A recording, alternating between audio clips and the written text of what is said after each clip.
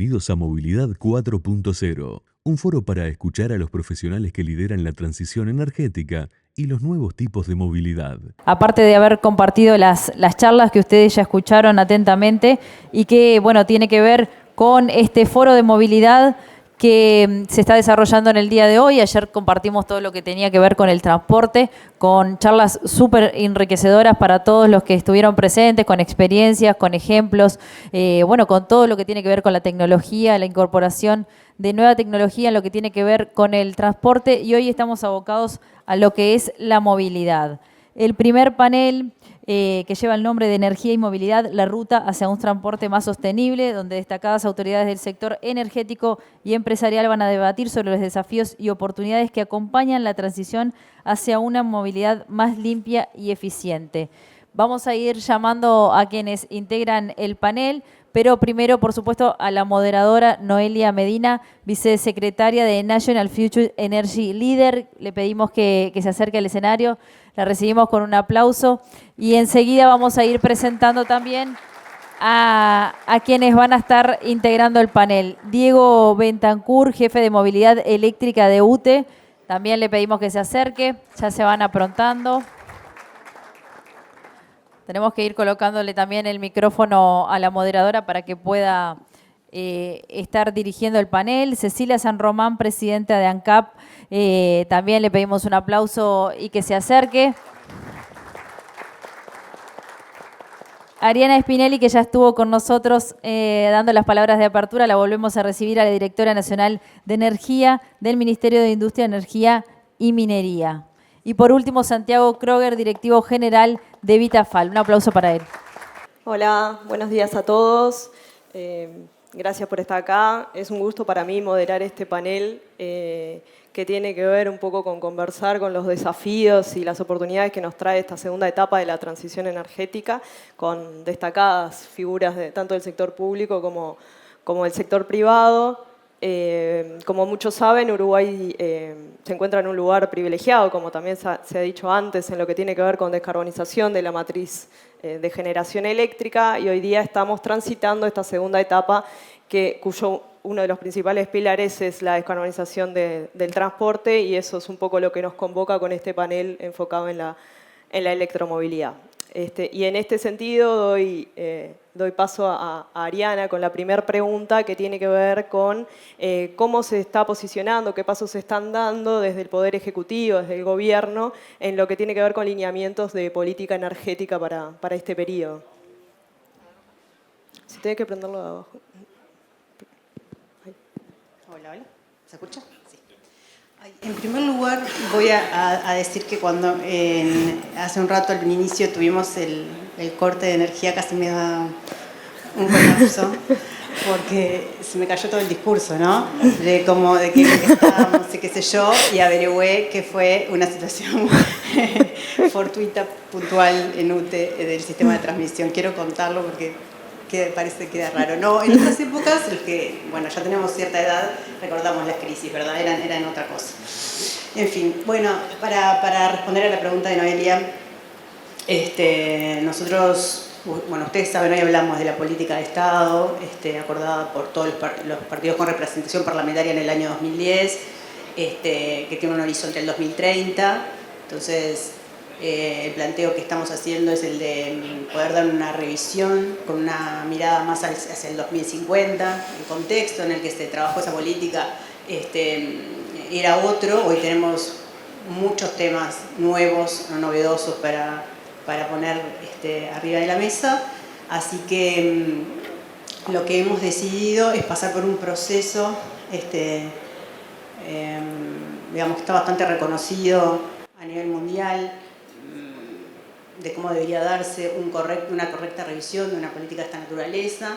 Entonces, estamos ahora por cerrar un apoyo de Fundación Bariloche para que nos ayude en este proceso, que va a empezar por tener un diagnóstico de lo que fue un diagnóstico externo, de lo que fue nuestra política, bueno, que es la vigente actualmente, poder tener a través de entrevistas a todos los actores principales del ecosistema energético un relevamiento de cuáles son los problemas que tenemos hoy, los que tenemos por delante con esa mirada de largo plazo, vamos a pasar por una serie de talleres para poder terminar como producto en una serie de líneas estratégicas que entendemos que deberíamos considerar con esa mirada de largo plazo, para después pasar a una segunda etapa que ya sería para el segundo semestre del año que viene, donde podamos hacer prospectiva, distintos escenarios energéticos al 2050, para tomar entonces unas ciertas definiciones de cuáles son los caminos que entre todos entendemos que deberíamos transitar, basado en evidencia y en estos análisis técnicos. Después la idea es a su vez que haya una nueva discusión multipartidaria, ¿no? Esperemos que termine en un nuevo acuerdo. Creemos que algo bueno que ha tenido esto de la alternancia en los gobiernos es que casi todos los partidos han pasado recientemente, estando esta política vigente, y que digamos, hay acuerdo, hay como consenso de que algunas las que nos hemos destacado como país deberían continuar, ¿no? Creo que nadie discute que nuestra matriz eléctrica siga siendo lo más posible renovable, nadie discute la importancia que tiene la eficiencia energética. Después podremos tener sí matices en otras líneas que son más nuevas en el tiempo, que han surgido, que tienen que ver con la tecnología, con nuevas tecnologías, que entonces sí tendremos que poner en esa discusión y que por ahí vamos a tener más para trabajar. Pero no sé si por ahí tenemos que ir cerrando. Sí, bárbaro. Y eso nos lleva como a un poco a la segunda pregunta, más enfocada a la electromovilidad, porque este gobierno hizo un compromiso de gobierno de lograr, o sea, el compromiso es lograr el objetivo de electrificar el 50% de la flota de buses de transporte urbano en el periodo de gobierno, digamos, y en ese sentido también qué pasos se están dando un poco en pos de esa meta, ¿no?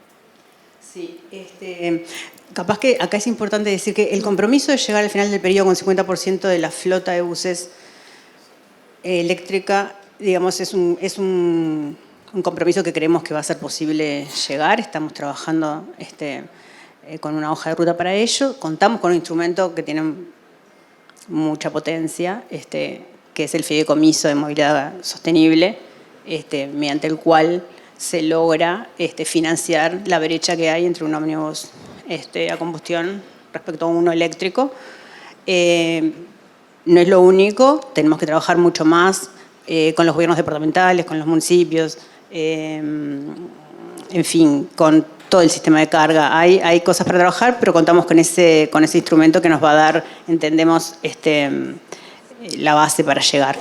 Un poco cambiar el chip y dejar de hablar de transporte, pasar a hablar de movilidad, de poner en el centro para qué necesitamos esa movilidad, el centro en las personas y en las cargas, como un poco dar vuelta a la pirámide, ¿no? Y en ese sentido hay líneas de trabajo que nos hablan de darle mucha importancia al transporte colectivo respecto al transporte individual, ¿no? Entonces el compromiso de los ómnibus es uno concreto, que estamos trabajando para ello, pero no es el único.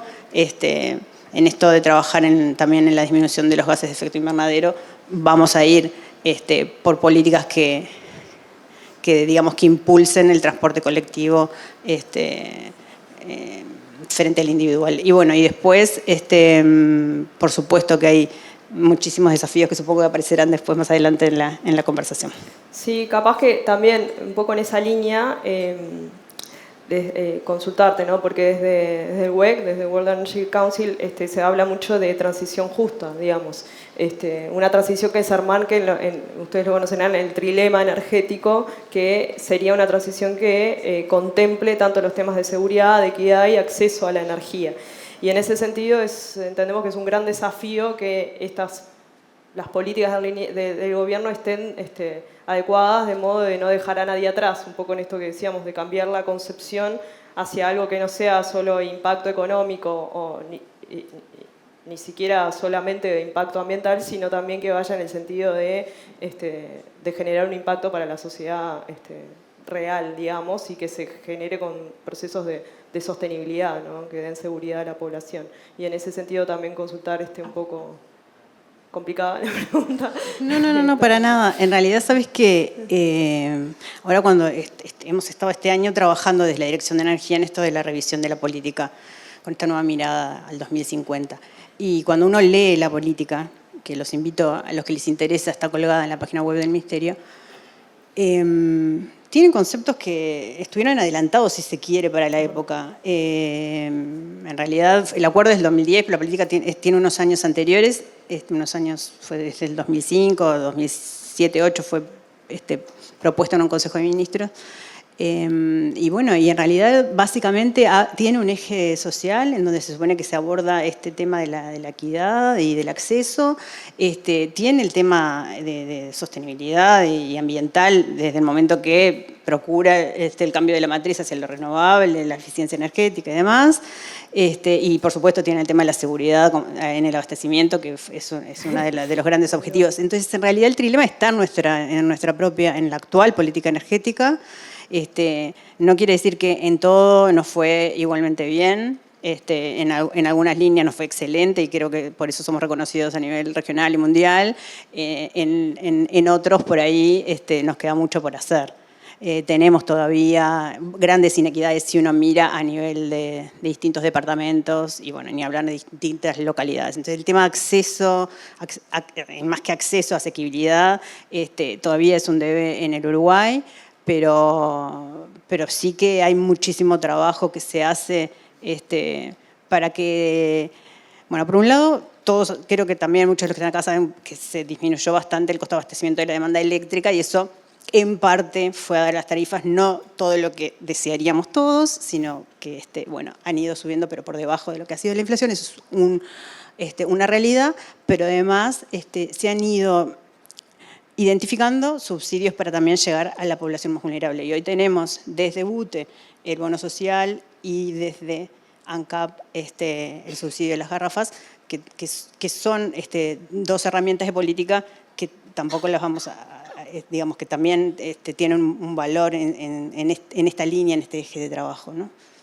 Buenísimo. Sí, de acuerdo. De acuerdo que fue innovadora en su momento la política energética. Bueno, paso ahora a Diego Bentancor, de UTE, para preguntarle cómo se está preparando UTE para afrontar estas nuevas demandas energéticas que se están esperando, ¿no? De grandes centros de demanda, como podrían ser los proyectos de hidrógeno, data center, etcétera. ¿Qué acción se están tomando a nivel de los diferentes niveles, puntos de carga, refuerzo de red, almacenamiento, etcétera? Y eso en concreto enfocado a los aspectos de movilidad que creo que son como el core, digamos, de lo que se está realizando. Bien. Hola, ¿se escucha ahí? Sí. Bien, a ver, un poco el trabajo de nuestra unidad de movilidad eléctrica está centrado directamente en el aspecto de la movilidad, no tanto de las otras grandes demandas, y es un poco sobre eso que te puedo aportar. Lo vemos todos continuamente, el crecimiento del parque automotor eléctrico y eso tiene impacto en diferentes actividades tradicionales de la empresa. Quizás en la generación lo que está haciendo UTE es preparando o generando información que nos ajuste los modelos de proyección de demanda. Ahí trabajamos junto con la Dirección de Energía para ver qué va a pasar dentro de unos años. Hoy no cambia, digamos, sustancialmente ningún plan de expansión de generación. También requiere mejorar los estudios de la red de distribución, donde ahí sí podemos tener algún problema local a atender y cómo se genera esa inserción de nuevas demandas. Y específicamente lo que trabajamos con el equipo tiene por un lado un desafío tecnológico, ¿sí? Cómo es que cargan los vehículos, qué problemas se enfrentan allí, hay que aprender, mejorar el conocimiento del equipo. También requiere ampliar el equipo, o sea, necesita más gente para atender todo el despliegue que se está haciendo, todo lo que necesita la empresa que el equipo sepa de movilidad eléctrica para transferirlo, ¿no? Y ahí es otro de los puntos donde este año se ha trabajado bastante fuerte y nosotros esperamos entendemos que ya ha habido un cambio, pero esperamos también un cambio mayor para el año que viene, que tiene que ver con los desafíos en la atención de los clientes, ¿verdad? El acompañamiento de los clientes en este nuevo uso. UTE tiene una red de atención comercial bastante amplia que está dispersa en todo el país, que a su vez tiene un call center de telegestiones conocido creo que por todos quienes vivimos en el país, donde trabaja mucha gente. Y esta es una temática nueva que requiere también que nuestros técnicos, asesores comerciales, tengan las herramientas, los elementos para atender las consultas, los trámites que surjan, orientar en las dudas que tengan los clientes. Eso lo demanda mucho también nuestro personal, que se compromete, se preocupa de estar capacitado, y ahí hemos trabajado fuertemente la capacitación.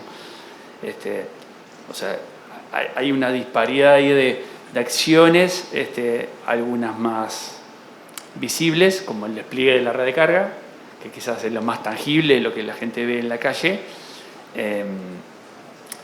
pero ese despliegue de red de carga también requiere mucha planificación y coordinación con diferentes unidades que participan en esas actividades, y la intensificación del uso también requiere, revisar continuamente las acciones de mantenimiento. El mantenimiento es una actividad que tiene un montón de eslabones que hay que atender todos para que eso mejore la disponibilidad de la red. Así que van desde aspectos tecnológicos, mucha cosa de gestión y con mucho foco en el cliente, pensando en la atención de esos usuarios. O de algunos podemos considerarlo como nuevos usos para los mismos clientes de toda la vida, y en algún aspecto se generan nuevos clientes, digamos, clientes que se acercan de otra manera a la empresa con estas necesidades. Perfecto. Y en este marco, digamos, de esta etapa de la segunda transición, digamos, que tiene la electromovilidad como un gran foco, ¿qué rol interpretan que tendría UTE ahí para jugar? Bueno, a ver, como te decía, el foco en el cliente es lo que nos orientamos, ¿no? Entonces, hay que acompañar a esos clientes y dar herramientas, ¿no? Y la empresa es proveedora de infraestructura, ¿no? Naturalmente, creo que todos los habitantes del país nos ven como proveedores de infraestructura. Tradicionalmente es esa infraestructura eléctrica, de generación, de transmisión, de redes, más asociada a los fierros, digamos. Nosotros vemos también que ahora se requiere también cierta infraestructura tecnológica. Las redes de carga son estas redes de carga de acceso público, es una infraestructura un poco distinta y donde seguramente están empezando a aparecer actores privados, que es incipiente aún, que son los primeros pasos, pero como volviendo un poco al usuario, ¿no? Nosotros buscamos que ese usuario final pueda visualizar toda la infraestructura de carga que hay en el país como una sola red, una red nacional. Y para eso se necesita cierta plataforma de interoperabilidad, cierta base tecnológica que nos permita intercambiar datos entre esos operadores, y ese es un rol que también estamos desarrollando. No completamente las funcionalidades, pero se está trabajando. También ahí tenemos un diálogo fluido con la Dirección de Energía. Se generan nuevos desafíos para atender de forma conjunta. Hay que definir correctamente cómo se brinda esa nueva actividad y cómo son los roles de cada actor y si se requieren elementos adicionales de regulación. Y de alguna manera hoy UTE en esos roles tiene contacto con el cliente, también desarrolla infraestructura de carga. Por más que nuestra, digamos, motivación y lo que al final es más cómodo para ese cliente final, más eficiente, más cómodo, más económico, es la carga en el hogar. Entendemos que esa red de carga es imprescindible y en eso también estamos trabajando y preparándonos un poco para esa participación de otros actores. Sí, perfecto, buenísimo. Un montón de trabajo y actores a tener en cuenta, digamos. Bueno, paso ahora con Cecilia, y para que nos cuente un poco cómo se viene preparando ANCAP, que es una empresa cuyo negocio core son los combustibles fósiles, en esta segunda transición energética, digamos. ¿Qué acciones se están tomando desde ANCAP en su propia transición, digamos, que es una particular? Le toca un trabajo un poco más complicado. Bueno, primero felicitar a los colegas que pasaron de Faraday antes, porque ellos ayudan a justificar lo que yo les voy a tratar de explicar ahora. En ANCAP lo que estamos trabajando fuertemente en nuestra planificación es justamente diversificar la oferta de energéticos. Y va en línea con esto que estás planteando, Noelia. Pero no podemos dejar de mirar, y siempre insisto, qué está sucediendo en el mundo y hacia dónde van las energías. Y sobre todo, porque bien lo planteaba Juan Pedro ahora, somos tomadores de tecnologías y estamos expuestos a ese desarrollo. Tenemos que seguir esperando, pero no esperar pasivamente, esperar activamente. Y en ese aspecto es que nosotros, obviamente, como decías, tenemos un largo camino, de acuerdo a las proyecciones internacionales, que todavía van a persistir los fósiles, pero no porque no haya esfuerzos interesantes en sustituirlos por alternativos, sino que lo que se está dando es una adición de energía. El crecimiento anual promedio del 2013 al 2023 del crecimiento de la demanda energética era de un 1,3%. En el último año, en 2024, hubo un salto de 2,2%.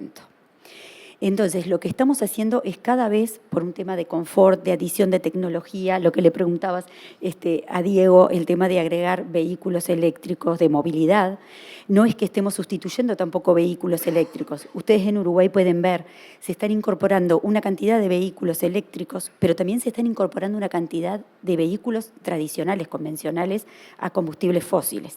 Estamos hablando que este año se está incorporando un eléctrico, pero cada 3 convencionales. Entonces, a nosotros, por supuesto, nos desafían que tenemos que seguir brindando los combustibles tradicionales, pero a su vez nos tenemos que seguir convirtiendo. Nosotros definimos que somos la energía de la movilidad. Entonces, estamos trabajando en diferentes proyectos. Ustedes ya saben que desde hace años, desde el año 2008, ANCAP comenzó a mezclar con los combustibles tradicionales los biocombustibles, tanto etanol como biodiesel. Por razones políticas en la administración anterior se suspendió la mezcla de biodiesel, a lo cual desde la empresa hemos planteado el interés de retomarlo, siendo que va en camino sigue aportando a esta transición energética y el efecto que tiene es bastante importante. Lo he destacado en otros paneles, que el aportar etanol y biodiesel equivale a insertar 60.000 vehículos eléctricos en el país. Entonces, tiene una magnitud muy importante esa participación con estos biocombustibles. Por otra parte, estamos desarrollando en sus primeros inicios, en sus primeras etapas, pero con un horizonte al 2028, un proyecto piloto de hidrógeno en el que la intención es esto mismo, sabiendo que el hidrógeno, como planteaban los técnicos anteriores, tiene un horizonte más lejano porque todavía son tecnologías de frontera, sobre todo en el transporte pesado y en el transporte de pasajeros de larga distancia. obliga todavía a recorrer un largo camino. Pero eso es lo que les decía hoy. No queremos ser pasivos en esta espera, sino que queremos ir desarrollando un piloto a nivel nacional en el que las empresas públicas y la academia podamos adquirir el conocimiento para que se desarrolle de forma robusta en el momento que la debamos implementar a mayor escala. Y en el intermedio, me cuelo porque tenemos distintos horizontes, en el medio, como ustedes sabrán, y a nivel de Argentina, hay un gran desarrollo tanto de petróleo como de gas natural, en el que nosotros tenemos infraestructura en el país como para utilizar y repotenciar. Entonces, también estamos trabajando en este periodo hasta que podamos desarrollar el hidrógeno a nivel vehicular. Estamos trabajando para ver de incorporar en tractores, en camiones o en pasajeros de larga distancia, poder incorporar el gas natural como, bien está definido, es energético, como transición hasta que podamos pasar a nuevas tecnologías. De todo están haciendo. Todas las etapas. Y en este marco, ¿no? ¿Qué oportunidades visualizan desde ANCAP para posicionar al país, más allá de lo que es el propio país, sino más bien a nivel regional o mundial, en este nuevo mapa energético que se estaría dando, ¿no? Bueno, bien como decía Ariana, el hecho de haber transitado la primera fase de la transición energética, fortaleciendo lo que es la oferta energética o la generación eléctrica, ahora nos resta toda esta parte del transporte. Entonces, pero tenemos esa ventaja, justamente cuando uno plantea de producir hidrógeno, así sea a partir de la red, tenemos una red netamente renovable. Entonces estaríamos trabajando con hidrógeno verde. También tratando de imponernos con otras, que no llegué a comentarlo en la pregunta anterior, pero por ejemplo, somos un país productor netamente agrícola. Entonces, también esta producción de biocombustibles que la venimos transitando y que la idea es seguirla mejorando, aplicando a cultivos que no compitan con los alimentos, que es parte de la estrategia a futuro, también estamos viendo de poder convertir la refinería de La Teja, irla transformando paulatinamente hacia una biorefinería.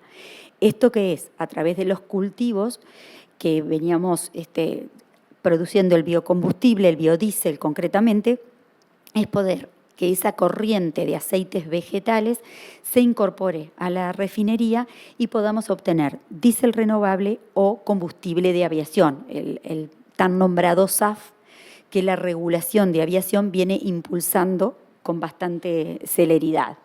La que se ha retraído un poco ha sido la parte de transporte marítimo, que tenía una cronología de exigencias medioambientales en la parte de energéticos, que a raíz de los problemas geopolíticos y bélicos que han surgido, han ido retrasando estos proyectos. Pero lo que voy sí, tratar de seguir aportando al país y a la región tecnologías innovadoras, pero que mucho tienen que ver con nuestros recursos propios. También estamos trabajando para proponer al Poder Ejecutivo el desarrollo y la investigación de hidrógeno natural que esté en el subsuelo de nuestro país. Eso también con un horizonte mayor, pero nosotros la consigna desde ANCAP es que debemos conocer todos los energéticos, el potencial que tengamos en el país de los energéticos que nos competen dentro de nuestra ley orgánica para poder ponerlo en la oferta energética del país. Después veremos si son, como planteábamos hoy, si son desarrollables comercialmente, si son desarrollables y accesibles para la población, pero bueno, siempre como lo marcó la política energética desde sus inicios, era tratar de ver cuáles energéticos eran autóctonos por temas de soberanía y de seguridad energética. Buenísimo, Cecilia. Bueno, ahora cambiamos un poco el enfoque y pasamos al sector privado, digamos, que va a estar acá acompañándonos Santiago Kroger de Vitafal. Y en ese sentido, la pregunta que tengo para él es ¿cómo ha sido la incorporación del primer camión eléctrico para transporte pesado y cómo evalúan que es el desempeño actualmente, digamos? Bien, primero agradecer por compartir este panel con destacadas figuras y las personas que también están poniendo las políticas a futuro del país. Nosotros desde el punto de vista del mercado y de donde estamos trabajando, somos una empresa que participamos. Voy a hacer una breve presentación de Vitafal porque somos una empresa, una industria química que trabajamos para suministrar asfaltos especiales al mercado de las carreteras, la construcción de carreteras. Y eso nos obliga a trabajar en distintas áreas de actividad. Nosotros tenemos una pata en la industria química, tenemos una pata en la construcción, en la construcción vial, y donde también tenemos un fuerte foco y participación, y tenemos una pata que es clave, que es el transporte. Tenemos una flota de 32 camiones que son las que mueven el asfalto, tanto para importaciones y exportaciones de asfalto, y mismo la distribución del asfalto dentro del país. En la impronta de Vitafal de siempre estar a la vanguardia, porque nuestras verticales son la innovación y la sostenibilidad, dentro de los distintos proyectos que tenemos en cada área de actividad, hace 2 años en esta misma Expo nos hicieron entrega del primer camión eléctrico, Volvo, y el único que se ha incorporado a la red vial. Así que tengo la experiencia de haber pasado por todas las etapas, digamos, de la incorporación de una tecnología que era innovadora. Desde el punto de vista de los trámites administrativos, desde la patente fue un tema, el seguro fue un tema, dónde iba a cargar ese camión. Y bueno, cerraba por el lado de la distribución del asfalto. Tiene la particularidad que, a pesar de que las autonomías están en el entorno de los 300 kilómetros, sirve para una dinámica diaria. Yo creo que para otras ramas del transporte la incorporación de este tipo de camiones está bastante más lejano. Pero lo que veíamos ahí que era una particular complejidad en aumentar esas autonomías si no había una red de carga disponible. Diego lo mencionó, la red de carga y todo lo que se ha invertido en UTE está muy pensado para los utilitarios, para los livianos. Debo contarlo con los dedos de la mano la cantidad de lugares que puede entrar un camión con una cisterna a cargar. Y bueno, y de la mano también de todo lo que han sido las políticas de fideicomiso de los ómnibus, es lo mismo, ¿no? O sea, hay empresas de distinto tamaño, hay empresas que pueden invertir en una infraestructura de carga potente para incorporar, y otras empresas que son familiares, que pedir 1 mega de potencia a UTE y lograr toda esa transición es un desafío. Así que también, bueno, eso nos llevó a pensar en que teníamos que dar algo más, que es, bueno, un proyecto que estamos haciendo ahora, que es una electrolinera autónoma, que bueno, que llegamos a este punto por un montón de características que tuvo el proceso de incorporación de otro proyecto disruptivo que era ¿no? Pasar por UTE, por el Ministerio, de proponer una idea que era totalmente innovadora, desde tener una electrolinera disponible para uso público, que tuviera capacidad para transporte pesado y transporte liviano, pero que estuviese basada 100% en energías renovables, en baterías y en el suministro de esa energía para realmente descarbonizar el transporte, o bueno, por lo menos lo que nosotros podemos dar desde nuestra parte. Y bueno, ahí estamos trabajando fuerte, como digo, en muchas iniciativas que nos llevan a encontrar, no son paredes, al revés, son muros que tenemos que ayudar a trepar y acompañar a la gente que viene con nosotros a hacer ese cambio. Un poco también complementando lo de Diego y esto que decía de la importancia del rol también nuevo que están adquiriendo el sector privado en lo que tiene que ver con infraestructura para movilidad eléctrica. ¿Cómo interpretamos que es ese rol del sector privado? ¿Cómo debería posicionarse para acompañar este trayecto de la transición? Sin duda que creo que es la clave. No podemos pretender que UTE haga todas las inversiones, pero también hay que tener claro que para el desarrollo de un transporte, saltar del transporte tradicional en base a combustibles fósiles a transporte eléctrico o transporte a hidrógeno, hay un montón de barreras que superar, y que no se puede esperar que el Estado lo resuelva todo, sino que la participación del mercado y de los privados son los que tienen que ir llevando adelante el riesgo y obviamente que estas inversiones. Hoy en día, lo mencionaba Diego, ya hay varias empresas que están entrando en el negocio, digamos, del suministro. Entiendo que todavía ahí hay barreras desde el punto de vista que UTE sigue siendo competencia, o sea, suministra la energía, pero también compite, entonces ahí hay un tema tarifario complejo, que bueno, que nosotros en este modelo que proponemos de la electrolinera autónoma, nos salimos de ese esquema, nosotros somos independientes de ese concepto y podemos competir de igual a igual, digamos, en ese sistema digamos, de servicio de carga. Y bueno, dar este primer paso, supongo que por lo menos llamará a otros actores a pensar en alternativas y empezar a recorrer el mismo camino que estamos llevando nosotros adelante. Sin duda que es un desafío para el país por ir adaptándose al crecimiento de este mercado, que, bueno, lo decíamos hoy, ¿no? Hay 1 de cada 4 ya son eléctricos. La red de carga no está creciendo a esa velocidad, entonces la demanda propia del mercado va a exigir de que existan nuevos actores privados que ofrezcan estos servicios. Perfecto, muchas gracias. Bueno, ahora me gustaría dar un espacio para alguna reflexión final a los panelistas, digamos, habiendo tenido este intercambio desde sus roles, cómo visualizan un poco lo que se viene en esta segunda etapa de la transición y, bueno, y concretamente en lo que nos convoca, que es la electromovilidad. No sé si alguno quiere arrancar. Dale.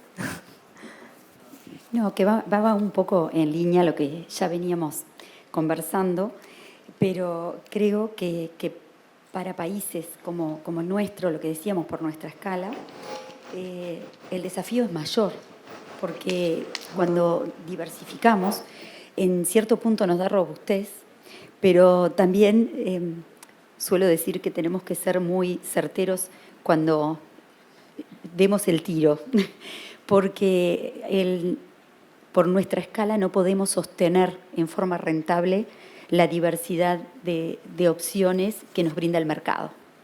Entonces, yo creo que estamos en ese momento bisagra en que está habiendo mucha tecnología y en el que nosotros, también a través de la planificación energética propia, porque tenemos características diferentes, vamos a tener que ir decantando por aquellos que resultan más adecuados para nuestro país.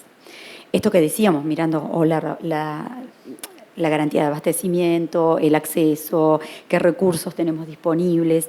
Yo creo que vamos a ir terminando resolviendo con lo que tenemos. Y bueno, y un poco esto que yo comentaba del horizonte de tiempo, tenemos todavía una cantidad de incertidumbres. Porque si bien ya tenemos tecnologías probadas también en la eléctrica, si uno mira el Outlook, que los invito a mirarlo en la Agencia Internacional de Energía, el Outlook de minerales críticos, y también es algo preocupante. Uno que ha vivido la historia del petróleo y de la dominación a partir del petróleo, ahora estamos hablando de la dominación a través de quienes son los dueños de esos minerales críticos. Y bueno, y uno ya presenta, ese outlook es muy interesante porque ya presenta quiénes están dominando el mercado, qué estrategias están usando para bloquearla, cómo lo están haciendo a través de licencias. Entonces, tal vez mañana también tenemos una industria de eso y un comercio que, así como la OPEP se ha organizado para establecer los precios, tal vez mañana tengamos algo similar o tengamos algo geopolítico que también nos incida. Por eso vuelvo a insistir en que estamos en un momento bisagra, que creo que no lo estamos viviendo solo nosotros, lo está viviendo el mundo entero, pero bueno, que lo tendremos que ir transitando con cautela, responsabilidad, con desarrollo de conocimiento. Y bueno, y en eso, por lo menos desde la empresa pública, estamos trabajando. Buenísimo, buenísimo. Gracias, Cecilia. ¿Alguno más quiere capaz que tomar la palabra con alguna reflexión final? Bueno, Ariana. En realidad, repetir un poco lo que dije hoy en las palabras de apertura, de que me parece que como país tenemos muchas cosas buenas, tenemos institucionalidad, tenemos esa cercanía de poder trabajar el sector público con el privado, tenemos experiencia de haber trabajado en los temas energéticos con éxito. Sí, por supuesto que tenemos muchos desafíos, pero, digamos, soy optimista de que vamos a poder también cumplir un poco con lo que nosotros, hoy también lo decía, con lo que nosotros mismos como país nos hemos comprometido en cuanto a sostenibilidad. Así que nada, alentar a seguir teniendo este tipo de encuentros y a trabajar, que tenemos mucho por delante. Muchas gracias, Ariana. A ver. Yo quiero buscarlo un poco por cómo se han dado estos cambios. Este tipo de evento como el Expocargo, como ya tiene varias ediciones, también uno puede ver cierta continuidad en algunas cosas y ciertos cambios, ¿no? Uno de los temas que nosotros venimos conversando con los técnicos que intercambiamos y nos reunimos de los diferentes organismos públicos, que no hemos visto un cambio tan fuerte como que se vio en el transporte de pasajeros en el transporte de mercadería.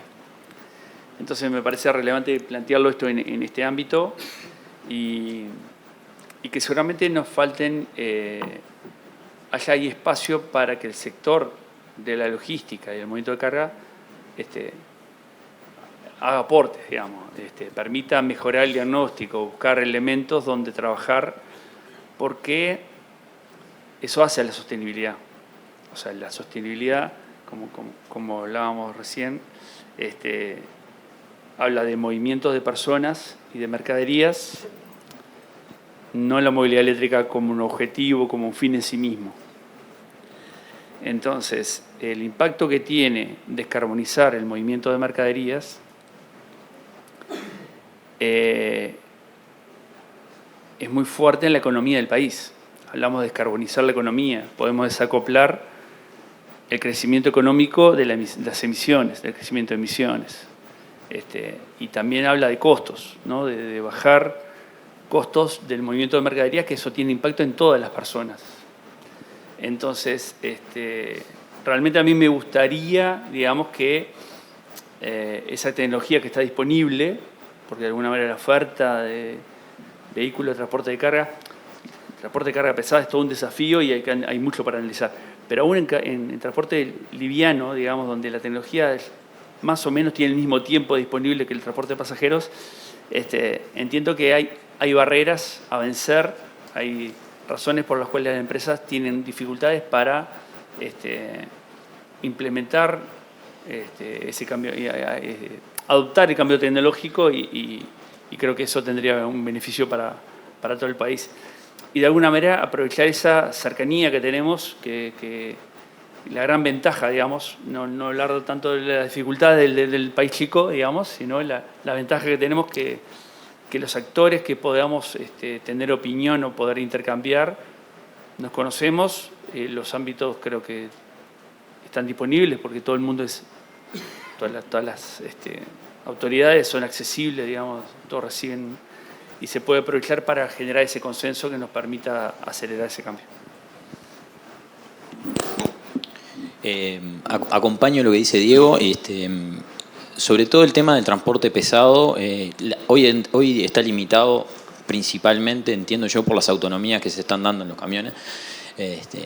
Pero bueno, para descarbonizar realmente el sector, me parece que son muchas las iniciativas que tienen que llevarse adelante. El uso de biocombustibles creo que es la que tenemos más cercana en el tiempo, y después esperar cómo se siguen desarrollando las tecnologías de litio en las baterías, a ver si pasamos esa barrera de los 500, 600 kilómetros, que para un país como el nuestro ya tendría un poco más de sentido para empezar a utilizar una flota pesada eléctrica.